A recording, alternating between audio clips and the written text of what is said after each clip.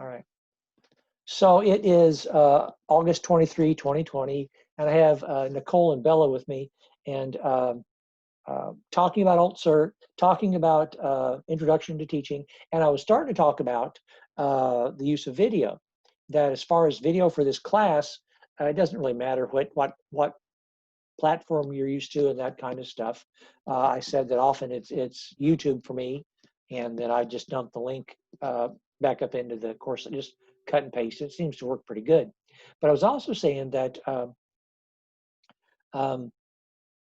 we will have during this program times when I ask you to create videos of you teaching your students, and I'll give you the prompts. They're based around Missouri's teaching standards. There are 9, but there's really 6 or 7 that really apply to classroom. And so I will say, I want you to create a 5 to 7 or 8 minute video of you showing how you work with classroom management. That's standard 5, I believe, and how you work with classroom management in your classroom.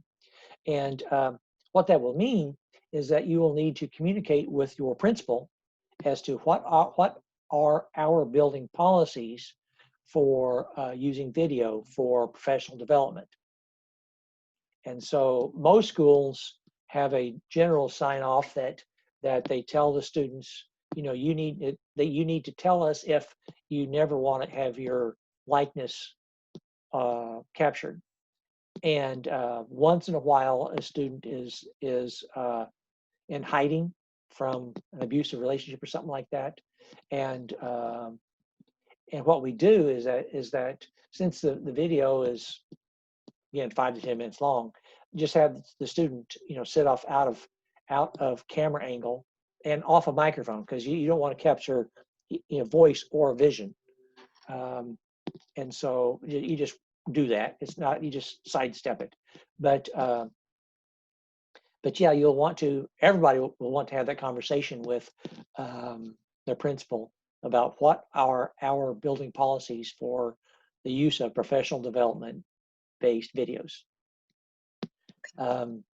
Let's see, we were also talking before I started recording, we were also talking about the idea that one, feel very free to link up with other people in the course, and if you want to email me, I can link you up with people in the same content areas that are in last year's cohort, and so you have people to beg, borrow, and steal your lesson plans with. And I have had people in the Alt Cert program who are the first year teachers teaching 4 or 5 preps, and the principal tells them they need to rewrite the whole curriculum for all 5 preps. And I just say, no. Just nod your head, say, I'll do my best, and then email me and I'll help you steal from somebody else and drive on. Sometimes principals forget that, how busy you're going to be. This is essentially a 2-year program that you're in. I started off with 621-614, Intro to Teaching, the first 7 weeks. And then the second 7 weeks is Organization for Learning, 621-615. And I was one of the first auditors of that course, but authors, I mean. And I had gotten away from teaching a little bit, but Dr. Singleton, who's been teaching the last few years, had a full load, and he asked me if I could take it back. So for good, bad, and ugly, you're going to have me the entire semester.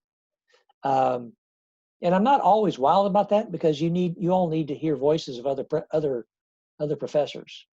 The flip side is I am your advisor, and this process that we use for enrolling in classes, we do that because you all are in graduate classes, but you're not in a master's leading program. So the computer it's weird for you all. So we have to do that the registrar's people have to hand enroll everybody every semester. So later this semester, we'll start communicating out to say, okay, here's the enrollment sheets for spring 2021. And then you'll have me next spring also And then you get away from me a little bit until the very last course, your semester 4. That's 621, 616, where it's only a 2-hour class, but it's also where we wrap things up. And there's some DESE assessments that we weave into that mainly between your principal and me. And we'll talk about that. But really the concepts that I'm aiming for this first 7 weeks is just to get you off to a good start. And that's why we're using Harry Wong's book, First Days of School. And it's kind of, and you'll see, I know most of you have already been thumbing through it. It's pretty straightforward. It's pretty easy to use. Most people are in my family are educators, and my nephew's fiance got her first teaching job in a middle school up in Omaha, and we were doing a Zoom family thing. And said, "Oh, by the way," about 3 of us all at once said, "You need to get this book." And so we sent her this book, and she said, my wife actually sent, my wife's a retired teacher also, and she texted Pam and said, "I felt so smart because I walked in the first day, and they first started talking about Harry Wong's book, and she had already been working in it, and it gave her a head start. So it made us feel good, made her feel good. It worked really well. So I hope that my plan is that things that we do this first 7 weeks are very nut and bolt, very straightforward. I'm going to try real hard to only ask you to do things that your principal's going to expect you to have done anyway. The seating charts, how do you greet your students? How do you get them started? How do you set the tone? What routines and procedures are you using? As opposed to discipline. We don't talk about discipline a lot. Routines and procedures help head off discipline. And you all will see how that works. So kind of rambling. So what questions do you all have for me? The other question I had was concerning the assignment with the email to our principal. Yes. If our principal only replies to us, do you want us to send the reply? Is that part of the assignment, or is it just the initial email that we send, or would you like, or at least to know what the response is, or is that not part of it? I just wasn't sure. I'll take any of that you can do. The main thing I'm trying to do is ensure that you all are letting your principal know that you're in this program, in this class. Copying me gets me the email address of your principal. Okay. And also they know who to contact at Northwest if they have any questions. So it's and to get dialogue going between you and your principal as to what are the nuts and bolts things you have to get off to a good start. Sure. And if I was your principal, I'd say, well, okay, so plan for your very first day. Plan to get off to really plan on a good, smooth, well-organized, highly choreographed first day of school. Harry Wong talks about scripting your first day of school, and he means literally scripting your first conversations. I never quite got to that level, but the idea but there are teachers that are really uptight that first day, and if you do that, then you know how you want to greet your students, how you want to get things started, and it flows. I never found that necessary. I was such a teacher's kid. I don't know. It just kind of came natural to me, but yeah, I don't. You'll see as when we get into this, I don't nitpick graduate students. If you all are trying to meet the requirements of the assignment and the course, I don't nitpick you. And if you have issues, I have another course, not this course, but someone said, she's literally getting ready to have a baby any day, and she said, upon delivery of this baby, what advice do you have? I thought, that's a broad question. So I told her, well, When our daughter was born 28 years ago, I went out and bought a little pink frilly dress first thing. That wasn't the advice she was looking for, but you know, she was communicating back and forth. And I do have students in my face-to-face classes that are COVID exposed. So that's a whole nother thing. A whole nother thing. So my wife tells me, don't let those kids get you sick. You know? And she's right. You know, I was up there all day Thursday and had 3 classes, and everybody was masked up the whole time. Claustrophobic as all get out trying to teach that way. But we do what we got to do. Our daughter is a 2nd grade teacher down in Olathe, and they're doing the Monday, Tuesday, kind of a catch up day on Wednesday, kind of day to clean, and then Thursday, Friday, kind of alternating kids, and it sounds extremely complicated. It's what we're doing right now. So, okay. Bella, do you have any questions? Not that I can think of right now. Okay. Now, I do have to tell everybody, because I'll take this video and I'll put it back up in the course site, that when I sent out this Zoom reminder, you may have noticed that you may have gotten 2 requests to some of you use a Gmail and your school account. Technically, I am only supposed to use your school email address. So, and I'm as guilty as anybody, because we get in the school world and I start using your school address because I know everybody checks that just like that. But the real proper thing is that the only way I communicate is through your Northwest email, because that is what your Canvas site uses. That is what the registrar's office uses, the bursar's office uses. So I'm talking to the 2 of you, but I'm talking to everybody through this recording that need to get in the groove of you know, letting your Northwest email push through to get it also, just like your other email, because technically I'm not supposed to use your Gmail account or your school account or your St. Joe account. I do, but I'm not supposed to. Okay, and once in a while people miss messages, because if I push something out through the Canvas site, it only goes to the Northwest system. Okay, and you are legally bound is too strong, but you are bound to do it that way. Make sense? Okay. Any other questions or anything? Okay. Well, I'm glad the 2 of you joined, because you can be my guinea pigs for, you know, I can create a video this way, and it's good because the things I tell you all are really for everybody also. And whether I do this every Sunday night or every other Sunday night, I need to, probably we don't need to talk every Sunday night, probably not. But I want to do this at least every 3 Sundays.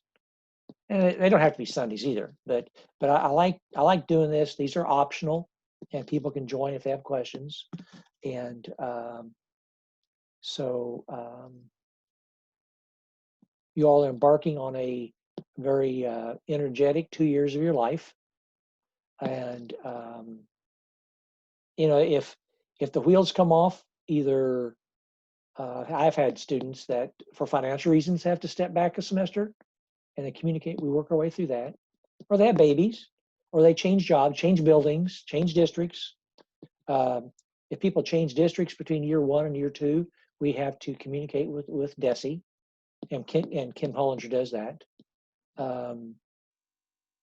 Pretty routine. And the things that we have to work our way through, that almost all your classes are online, but the ones we have to work with. Now, Nicole, your Spanish education class, usually it's Dr. Ingraham, and she works her way to do that virtual. Okay, Dr. Ingraham up on campus. Bella, be Dr. Smith. She'll try to work with you really good. She's up on campus. But those are courses that are outside my control. So how they're delivered, or how they're delivered. Those of you that are music, we usually have to find an acceptable substitute out in the online world someplace. So far those departments they just don't have the demand for the online version of those courses yet. Let's see. So almost all the classes are easily online. The business classes, Dr. Zelif's program, they're all online. We've had an online PE, the ag. We've had people use online a class at Mizzou. And so basically, they just have to propose a substitute class to Kim Hollinger and me, and then we look at it, then we bounce it off of DESE. DESE is rather rigid in the courses they want to see on your transcript at the end of this program. And they'll need to see your Missouri Content Assessment scores. I don't think that's an issue for most of us anymore. It used to be we didn't require people to have that passed before they got in the program. It was an exit requirement. Now it's more of an entrance requirement. But at spring of year 2, we do the Missouri Educator Evaluation System called the MEES. And basically it's where your principal and I communicate back and forth on your performance on the 9 content standards, teaching standards. And probably won't be anything that you have to do unless DESE changes something. Okay? Okay. Just one last thing before we finish. Of course. If, for example, our classes, if our schools go completely virtual and we stop doing in-person teaching, do we need to let you know that in the case of, I know maybe not right now, but if we're supposed to be doing a video where we're teaching in class, but we're no longer teaching in person, do you need to be aware of that we've gone virtual for whether it's a week or 2 or indefinite, we just never know with cases. I'll tell you how we handled that last spring, because it's exactly what happened back in March and April of last year. We had people in alt cert, and so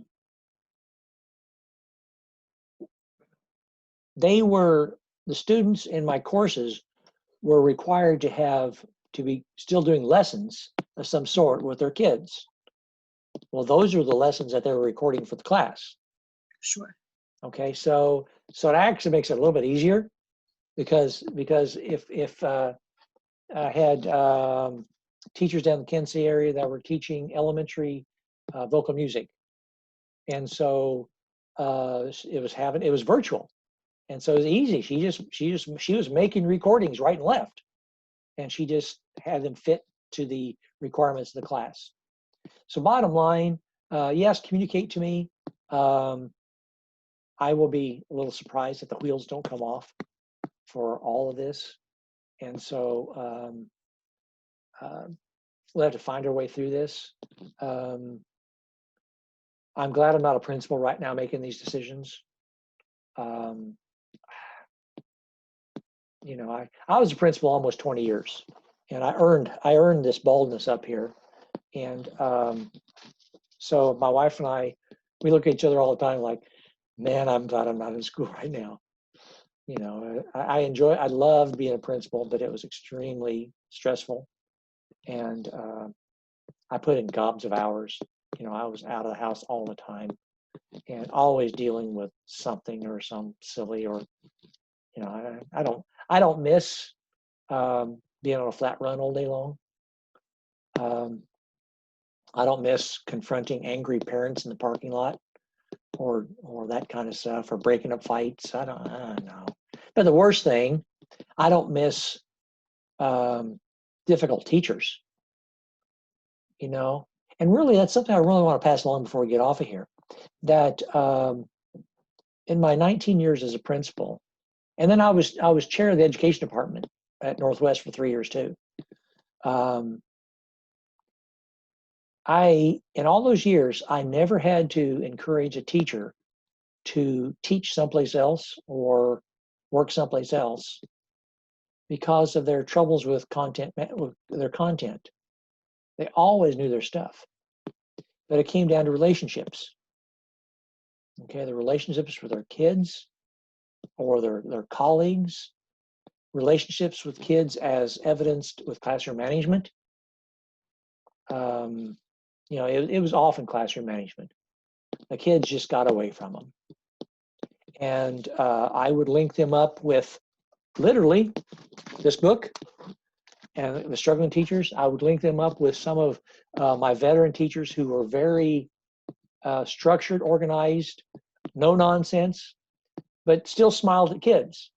My best teachers that had good procedures and routines and classroom management did it with a smile. Okay, but the kids knew that that smile had canine teeth in it too. Okay, they knew who the boss was, and so and then I would have one teacher, that one wonderful teachers named Mrs. Sipe, and great classroom management, but she did it with a smile, but very routines. And I would have her talk to officially work with teachers if they were struggling in their classroom management.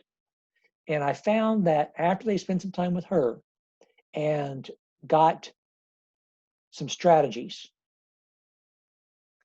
and if I would come in a week later and I did not see those strategies in place, then I would know it's not going to work.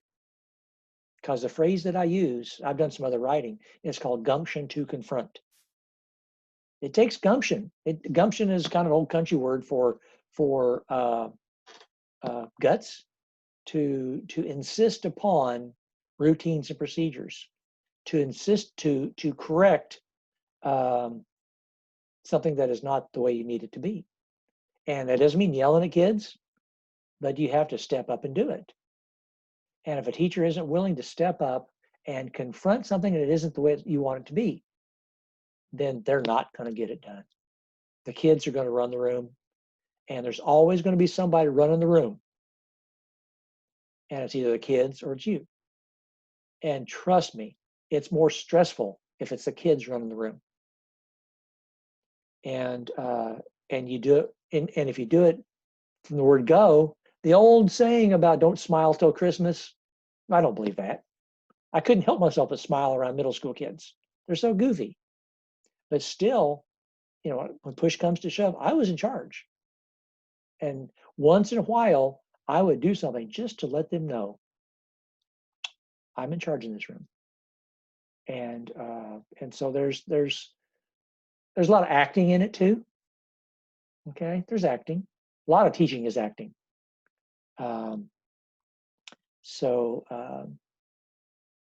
It's you just have to and Harry Wong is good advice. The idea of routines and procedures, how your students come into your room, you teach them how you want them to enter the room. You teach them how you want them to get their seats and how you want them to sit down and start working on bell work. You teach them. And if they come in bouncing off the wall and say, nope, we know better, step back out in the hallway, we're going to try that again. Remember, this is how I want you to come in, do this, this, and this. Those are our procedures. Okay, let's try that again. Nope, that's not good enough. Let's try it again. And so you just practice this. It's very much coaching. And our daughter would talk about, we gave her this book. She came home from her teacher ed. She was at a different college, and she's taken it to heart. And now we say, okay, you can back off of that just a little bit. That's a little. She talked about some things she's doing. That's a little intense. You might want to back off just a little bit. But it's true that somebody's going to run the room, and it causes less stress for it to be you all. Again, with a smile. Okay. But there are times when you really have to assert yourself without raising your voice that no, that is not how we're going to do things. Here's your choices. Do it this way, or you're choosing whatever. But I also like to set up positives. And you'll see in Harry Wong's book, he talks about ways to reinforce the positive. Okay. I set up a pretty in-depth token economy in my classroom. And it was weird because the longer I work on something, more strange it gets. But the kids, middle school kids, like weird. goofy, weird. Of course, I'm a science teacher, science guy at heart. So Bella, we have things in common. And so Spanish, not so much. I'm sorry, Nicole. Okay. All right. All right. I'm not done preaching. Any other questions? Okay. Okay. Okay. Again, thank you for letting me use you all as guinea pigs. And this is for you all and anybody. Email me, contact me through Canvas. My cell phone number is at the bottom of my email chain. I have students text me, call me. That's just how it works. Okay. All right. All right. We'll just All start right, winding thank down. you. Good luck. Good night. Good night. Good night. Nice talking to you. Night.